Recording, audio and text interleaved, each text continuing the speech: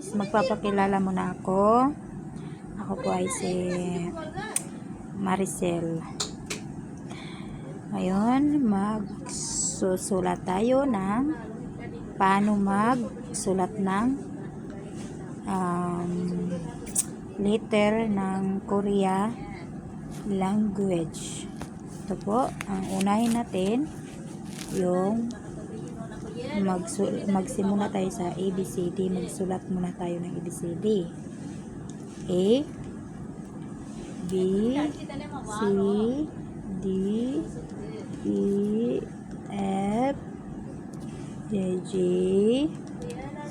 H, I, J, K, L, M, N, O, P, Q, R, S, T, U, V, W, X, Y, Z.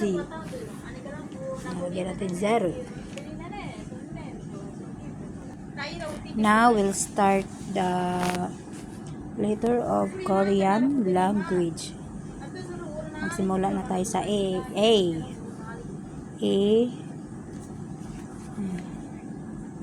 Ganito. Tapos B. Ganto. C. Ganto. Tapos D. Parang C. Ang E. Ganito. F. Dalawang 7. G. Mahaba dito. Maliit dito. H. Ganito. Line. Little line. Small line. Then 0. Ganyan. Ganyan ang pagsulat sa H. I. Dito lang. 1. Parang I. Simple lang. J. Ganito pero walang maliit dito. K. Ganito. Baliktad na K. Ganyan ang style. L.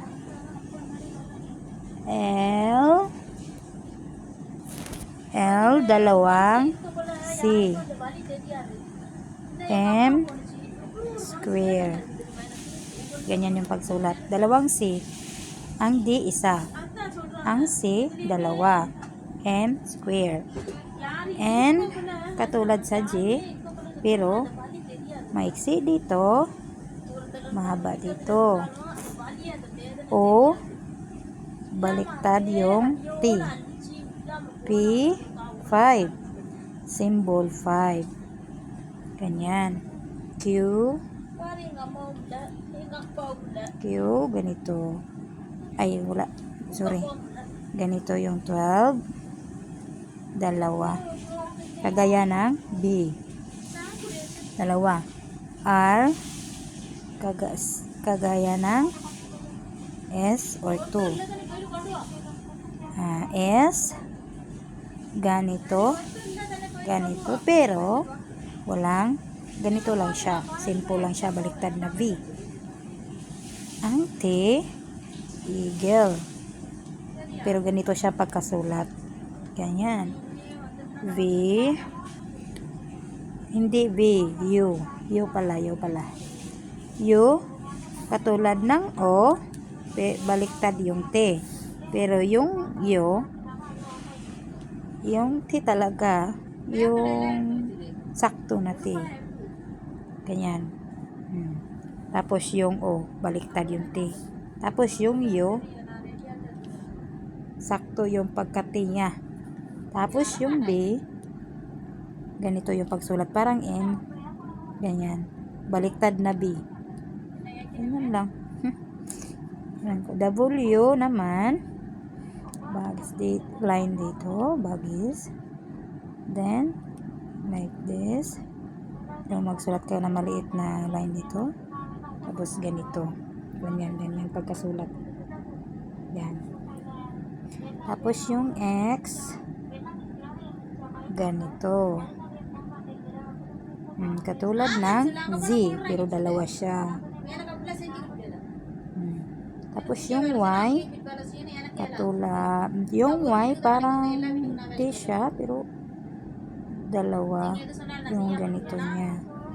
May dito. Parang fenced. Ito naman, simple lang. H. H lang siya. Zero. Please hold. Ito lang siya.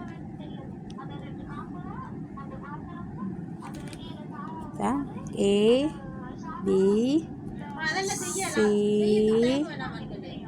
blurred blurred.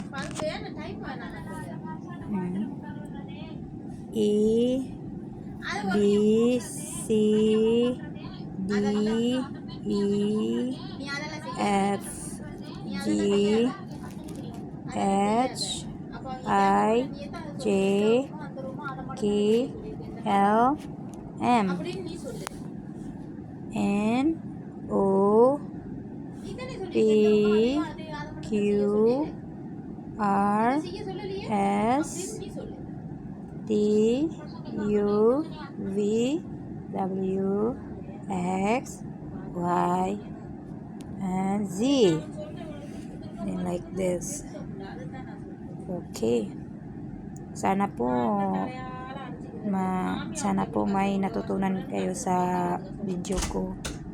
Kahit ngayon lang po ako nag-study po.